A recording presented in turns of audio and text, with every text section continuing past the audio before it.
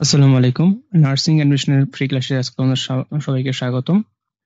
তো আজকে আমি আলোচনা করব প্রোটোজোয়া নিয়ে এবং আজকের ক্লাসটি খুবই গুরুত্বপূর্ণ এবং নার্সিং অ্যাডমিশনে মূলত জীববিজ্ঞান এবং বিভিন্ন ব্যাকটেরিয়া এসব নিয়ে বেশি প্রশ্ন আসে, কারণ দেখো নার্সিং সেক্টরটাই হচ্ছে মূলত মেডিকেল সেক্টর এবং মেডিকেল সেক্টরের মূল কাজ হচ্ছে মানুষের চিকিৎসা করা এবং মানুষের বিভিন্ন রোগ জীবাণু থেকে মুক্ত পাওয়া, এইসব নিয়ে আলোচনা করা হয়।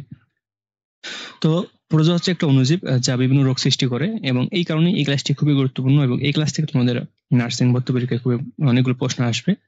তো ক্লাসটি করো, আশা করি অনেকগুলো প্রশ্ন কমন পাবা। দেখো, প্রোটোজোয়া কি আমাদের জানতে হবে। প্রোটোজোয়া কি?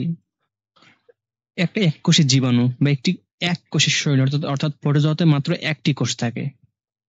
আমরা জানতে বললাম প্রোটোজোয়া এককোষী জীবাণু এবং প্রাণীর মতো আচরণ করে। প্রোটোজোয়া কি প্রাণীর মতো আচরণ করে, যেমন কৃমি হচ্ছে এক ধরনের প্রোটোজোয়া যা মানুষের পেটে থাকে এবং দেখতে অনেকটা প্রাণীর মতো মনে হয়, কেঁচোর মতো মনে হয় এক কথায়। যাই হোক, মাটি, পানি বা মানুষের শরীরে বাস করে। তার প্রোটোজোয়া কোথায় বাস করে?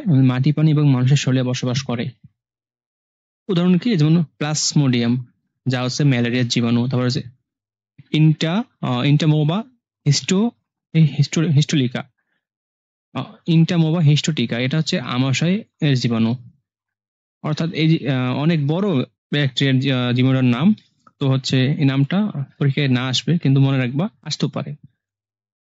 তো দেখি, এখন আমরা জানবো হচ্ছে ম্যালেরিয়া রোগের ইতিহাস। আগে মনে করা হতো দূষিত বাতাস থেকে ম্যালেরিয়া রোগ হয়। আর ম্যালেরিয়া শব্দের অর্থ ইতালীয় ভাষায় দূষিত বাতাস, অর্থাৎ ম্যাল মানে দূষিত এবং এরিয়া মানে বাতাস। তাহলে আমরা জানতে পারলাম ম্যালেরিয়া শব্দের অর্থ হচ্ছে দূষিত বাতাস।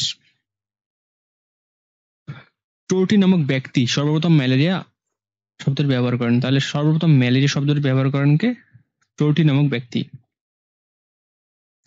1880 সালে ফরাসি ডাক্তার চার্লস ল্যাভেরন ম্যালেরিয়া গ্রন্থ মানুষের রক্তে প্লাজমোডিয়াম জীবাণু আবিষ্কার করেন এবং রোগের প্রকৃত কারণ খুঁজে পান। তাহলে ম্যালেরিয়া জীবাণুর আবিষ্কার করেন কে? তিনি হচ্ছেন চার্লস ল্যাভেরন। আচ্ছা, এখন জানবো হচ্ছে 1898 সালে ইংরেজ ডাক্তার স্যার রোল্যান্ড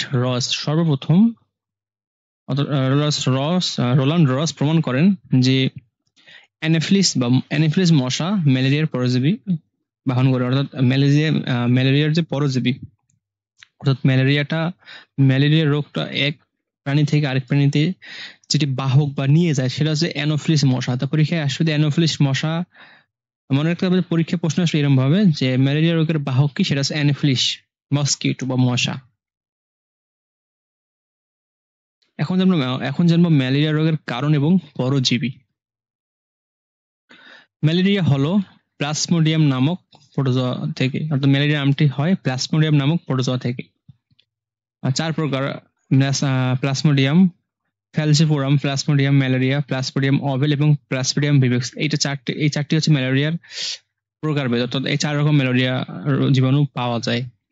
তারপর হচ্ছে বাংলাদেশের বেশিরভাগ ক্ষেত্রে প্লাজমোডিয়াম ফ্যালসিপোরাম থেকে, অর্থাৎ বাংলাদেশের বেশিরভাগ ম্যালেরিয়া রোগটি হয় প্লাজমোডিয়াম ফ্যালসিপোরাম জীবাণু থেকে। ম্যালেরিয়া রোগটি কিভাবে ছড়ায়? দেখো, সংক্রমণিত স্ত্রী অ্যানোফিলিস মশার কামড় দিলে, অর্থাৎ সংক্রমণিত আক্রান্ত অ্যানোফিলিস মশা কামড় দিলে তার লালার মাধ্যমে জীবাণু মানুষের রক্তে প্রবেশ করে, অর্থাৎ মশার কামড়ের মাধ্যমে এটা মানুষের শরীরে প্রবেশ করে। তারপর যকৃত অর্থাৎ লিভারে পৌঁছে পরিপক্ক হয় এবং বংশবৃদ্ধি করে। এখন জানবো ম্যালেরিয়ার ঝুঁকিপূর্ণ অঞ্চল, অর্থাৎ কোন কোন অঞ্চল ঝুঁকিপূর্ণ।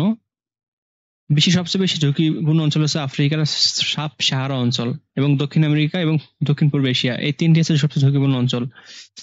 বাংলাদেশে মধ্যে কোন কোন অঞ্চল ঝুঁকিপূর্ণ? দেখো, পার্বত্য চট্টগ্রাম অঞ্চলে মানুষের ম্যালেরিয়া জ্বর হয়। অর্থাৎ পার্বত্য চট্টগ্রাম, রাঙামাটি, খাগড়াছড়ি, বান্দরবান এবং কক্সবাজার জেলায় ম্যালেরিয়া রোগের প্রকোপ সবচেয়ে বেশি, কারণ আর্দ্র আবহাওয়া এবং মশার প্রজনন, অর্থাৎ এইসব অঞ্চলে বেশি ম্যালেরিয়া রোগ দেখা দেয়। এখন আমরা ম্যালেরিয়ার লক্ষণ ও জটিলতা। সাধারণ লক্ষণ: জ্বর, মাথা ব্যথা, ঠান্ডা লাগা, পেশি ব্যথা, ক্লান্তি, অর্থাৎ এইসব লক্ষণ দেখা দিবে যদি কারো ম্যালেরিয়া জ্বর হয়। তো জ্বর সাধারণত চক্র আকারে আসে, যেমন প্রতি 48 থেকে 72 ঘন্টায়, অর্থাৎ জ্বর আসবে থামবে আবার আসবে থামবে এরকম সিস্টেমে। তারপর গুরুতর ক্ষেত্রে অ্যানিমিয়া, কিডনি ফেলিওর এবং মস্তিষ্কের প্রভাব, অর্থাৎ গুরুতর ক্ষেত্রে এইসব লক্ষণ দেখা দিবে। অ্যানিমিয়া অর্থাৎ রক্ত স্বল্পতা দেখা দিবে, কিডনি নষ্ট হয়ে যাবে, কিডনি কাজ করা বন্ধ করে দিবে। তারপর মস্তিষ্ক অর্থাৎ ব্রেনের প্রভাব ফেলবে, যার কারণে মৃত্যু হতে পারে। বিশেষ করে শিশু এবং গর্ভবতী মহিলাদের জন্য ঝুঁকিপূর্ণ। তো তাহলে ম্যালেরিয়া সবচেয়ে বেশি ঝুঁকিপূর্ণ কাদের জন্য? শিশু এবং গর্ভবতী মহিলাদের জন্য। তো এখন ম্যালেরিয়ার চিকিৎসা। এখানে ঔষধ ক্লোরোকুইন, কুইনাইট সালফেট, হাইড্রো ক্লোরোকুইন, এই ওষুধগুলোর নাম মনে রাখবেন। এই সব ওষুধের নাম আসতে পারে। তারপর কুইনাইন সিনকোনা গাছ থেকে পাওয়া যায়, তো এটা মনে রাখবেন। তো গুরুতর ক্ষেত্রে আর্টেমিসিনিন ভিত্তিক কম্বিনেশন থেরাপি এসিটি ব্যবহার করা হয়। প্রতিরোধ, ম্যালেরিয়া রোগের জন্য আমরা কি কি প্রতিরোধ ব্যবস্থা গ্রহণ করতে পারি? মশারি ব্যবহার করতে হবে, মশা নিয়ন্ত্রণ করতে হবে এবং ভ্যাকসিন যেমন আরটিএস ব্যবহার করতে হবে। ম্যালেরিয়া বিস্তার রোধ, অর্থাৎ ম্যালেরিয়া বিস্তার কিভাবে রোধ করব? মশা নিয়ন্ত্রণ, অর্থাৎ পানি জমতে না দেওয়া এবং ইনসেক্টিসাইড স্প্রে, অর্থাৎ মশা মারার জন্য কীটনাশক ব্যবহার করে স্প্রে করা। তার ব্যক্তিগত সুরক্ষা বা নিজস্ব সুরক্ষা কি কি? যেমন লম্বা হাতা কাপড় এবং রিপ্লেন ক্রিম, অর্থাৎ ম্যালেরিয়া রোগকে রক্ষা করার জন্য আমাদের হাতাযুক্ত লম্বা হাতাযুক্ত কাপড় পরতে হবে। সচেতনতা, যেমন দূষিত এলাকায় ভ্রমণের সময় প্রতিষেধক ওষুধ খাওয়া, অর্থাৎ যদি কেউ চট্টগ্রাম বা পার্বত্য চট্টগ্রাম এইসব অঞ্চলে ঘুরতে যায় তাহলে তারে নিজস্ব সুরক্ষাটা নিতে হবে। বিশ্ব স্বাস্থ্য সংস্থা WHO এর প্রচারণা ম্যালেরিয়া মুক্ত বিশ্বের লক্ষ্য। তো এখন যেমন আমাশয় রোগ কি? আমাশয় হলো পেটের রোগ যা ডায়রিয়া এবং রক্ত মিশ্রিত পায়খানা সৃষ্টি করে। আমাশয় দুই প্রকার। এক হচ্ছে ব্যাক্সিলারি আমাশয়, যা ব্যাকটেরিয়া শিগেলা ডিসেন্ট্রি থেকে হয় এবং দূষিত খাবার এবং পানি থেকে ছড়ায়। আরেকটা হচ্ছে অ্যামিবিক আমাশয়, যা প্রোটোজোয়া অর্থাৎ ইন্টামোবিয়া হিস্টোলিটিকা এই জীবাণু থেকে হয়। এটিকে প্রোটোজোয়া সংক্রমণিত আমাশয় বলে। ওই আমাশয়ের কারণ হচ্ছে দূষিত পানি, খাবার এবং অস্বাস্থ্যকর পরিবেশের কারণে হয়। এখন যেমন আমাশয়ের লক্ষণ ও চিকিৎসা। লক্ষণ: পেট ব্যথা, ঘন ঘন পায়খানা, রক্ত ও শ্লেষ মিশ্রিত পায়খানা এবং জ্বর, ক্লান্তি, এসব হচ্ছে লক্ষণ। জটিলতা কি কি? জটিলতা: ডিহাইড্রেশন অর্থাৎ পানি স্বল্পতা, লিভারে অ্যাবসেস অর্থাৎ লিভারের ক্ষতি হয়ে যায়। এখন যেমন চিকিৎসা, কি কি চিকিৎসা? বেসিলারি অ্যান্টিবায়োটিক যেমন সিপ্রোফ্লক্সিন, এই অ্যান্টিবায়োটিক দেওয়া হয় যাদের বেসিলারি আমাশয় হয়। এমবিবি হচ্ছে তাকে মেট্রোনিডাজল দেওয়া হয় এবং সাধারণত প্রচুর পানি খাওয়াতে হয় এবং ওআরএস এবং স্বাস্থ্যকর খাবারও দেওয়া হয়। এইসব হচ্ছে চিকিৎসা। এবং প্রতিরোধ কি? হাত ধোয়া, বিশুদ্ধ পানি পান এবং স্বাস্থ্যবিধি মেনটেন করা। তো ধন্যবাদ সবাইকে, আজকের ক্লাসটি এই পর্যন্ত।